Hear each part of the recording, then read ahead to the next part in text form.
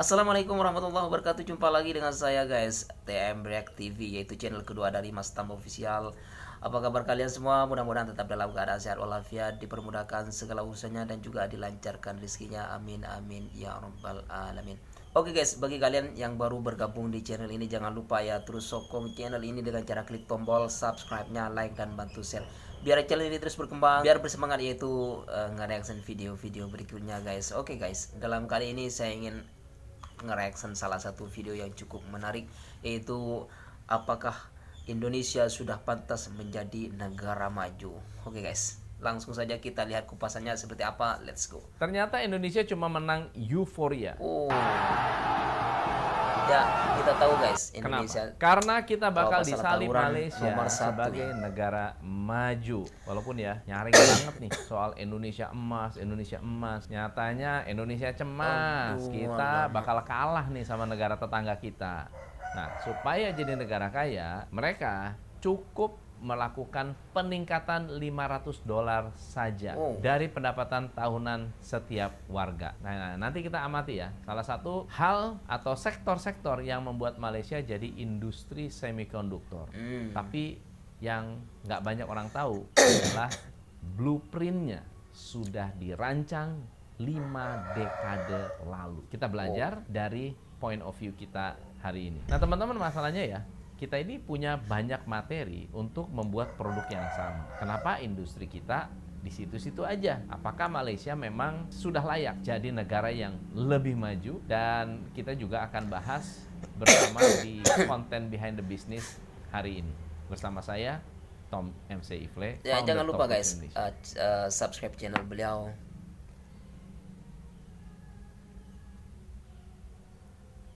Saat semua orang membahas Indonesia emas, kita nggak sadar kalau dalam waktu dekat Malaysia akan nyusul Singapura dan Brunei untuk menjadi negara maju. Emang benar, faktanya ya gitu. Tahniah untuk Malaysia ini ya. cukup adem ayem, tapi nyalip banyak negara untuk urusan negara maju. Nah, sebenarnya itu nggak mengagetkan karena di 2021 kemarin Bank Dunia sudah membuat satu prediksi. Katanya kalau negeri jiran bisa jaga kualitas, inklusivitas, dan tingkat keberlanjutannya, mereka pasti jadi negara maju di antara 2024 sampai 2028. Ya, Wow, mungkin ini kedengaran Malaysia klise. keren ya guys. Tapi yang bilang Bank Saya Dunia suka dengan ini strategi jadi Malaysia. nggak bakal salah ya. Mempertanyakan pandangan mereka untuk konteks ini kayaknya ngajar hukum gravitasi ke Isaac Newton, alias nggak ada gunanya. Oke, nah lagian tahu nggak sih? Kalau Malaysia sudah mentransformasi ekonominya sejak beberapa dekade terakhir. Nah, ini dilakukan dalam program bernama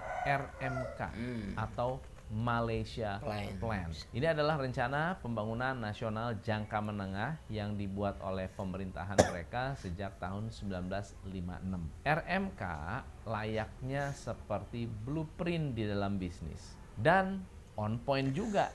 Isinya adalah strategi, proyek prioritas, hingga program-program khusus pemerintah Malaysia untuk mengentaskan kemiskinan, pemerataan ekonomi, pembangunan infrastruktur, dan peningkatan kesejahteraan warganya di berbagai sektor kehidupan. Sekarang mereka sedang memasak RMK 13 yang katanya akan berfokus pada aspek dasar. Secara overall, semua kerja keras ini menempatkan mereka pada urutan ketiga sebagai negara paling sejahtera di ASEAN. Itu bukan klaim, karena predikat ini sesuai dengan HDI atau Indeks Pembangunan Manusia. Dari penilaian kumulatif pada aspek harapan hidup, pendidikan, dan pendapatan per kapita, Malaysia mendapatkan poin 0,807. Sialnya, angka itu jauh lebih besar dari yang kita punya. Jadi untuk sah jadi negara berpendapatan tinggi, Bank Dunia punya standar pendapatan nasional bruto yang harus dilewati. Sederhananya, para negara kandidat harus memiliki PNB per kapita lebih dari 13.845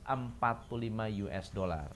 Nah, tahun ini Malaysia menargetkan PNB 13.430 US dollar. Jika akhir tahun target itu tercapai, kemungkinan besar tahun depan mereka resmi jadi negara maju. Wow, ini sangat menarik guys. Sampai detik ini saya tahu teman-teman di sini penuh rasa keraguan, mungkin juga ada yang nggak terima, tapi ya itu normal. Logika aja, kita yang paling vokal, deklarasi negara maju, ternyata malah saudara serumpun yang diakui lebih dulu. Sakit nggak sih? Sakit lah. Namun di sisi lain, kita harus berbesar hati dan mengakui bahwa perjalanan menuju status itu bukanlah kisah yang instan. Bisa dibayangkan nggak, dari 1950-an mereka sudah bikin RMK. Saat kita kena stagflasi dan hampir pailit karena utang Pertamina, tahun 70-an Indonesia merancang program jangka panjang lewat kebijakan ekonomi baru. Program tersebut cukup mengatur strategi industrialisasi dan menggiring ekonomi mereka keluar dari ketergantungan pada sumber daya alam 20 tahun ke depan. Nah, langkah Malaysia ini mungkin nggak glamor, tapi ternyata strategis juga. Setidaknya ada 4 hal penting dalam perjalanan 5 dekade mereka, yaitu mulai transformasi secara terkonsep. Saat itu Malaysia belum jadi pusat teknologi yang disegani seperti sekarang. Namun yang membedakan mereka adalah kesadaran untuk fokus pada sektor-sektor produktif dan investasi jangka panjang. Pada awal dekade 1970-an, pemerintah Malaysia mengambil langkah besar dengan merintis industrialisasi melalui kebijakan ekonomi baru atau New Economic Policy, ya, singkatannya NEP. Ini bukan dokumen yang membebaskan pemerintah dan pemilik modal untuk asal bangun pabrik atas nama industrialisasi, tapi sebaliknya ini adalah bukti bahwa pemerintah Malaysia melakukan transisi dengan hati-hati. Dari pertanian sebagai tumpuan ekonomi, mereka beralih ke manufaktur dan menjajaki pasar luar negeri. Momentum ini membawa investasi asing masuk silih berganti. Bahkan dalam urusan investasi asing langsung atau direct foreign investment, Malaysia sempat menjadi kompetitor Singapura dengan rata-rata pertumbuhan 14,84% tahun 71 sampai 93. Meskipun sektor ini bergerak secara volatil, FDI negara ini sejak 74 sampai sekarang rupanya positif terus. Saat itu kita ngapain? Kayaknya kita masih ribet dengan kebijakan sumber daya alam. Sedang di waktu yang sama Malaysia sudah memetakan jalur ekonomi baru, membangun infrastruktur, insentif pajak, free trade zone. Sedangkan setelah menelurkan kebijakan adalah momen untuk memaksimalkan infrastruktur. Ya teman-teman, sangat menarik pembahasan tadi daripada abang tadi ya guys.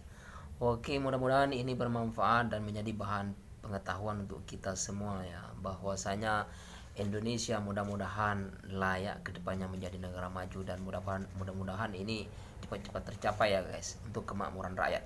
Oke teman-teman, cukup sampai di sini dulu, kurang lebihnya mohon maaf. Wabillahi taufiq wal hidayah. Wassalamualaikum warahmatullahi wabarakatuh.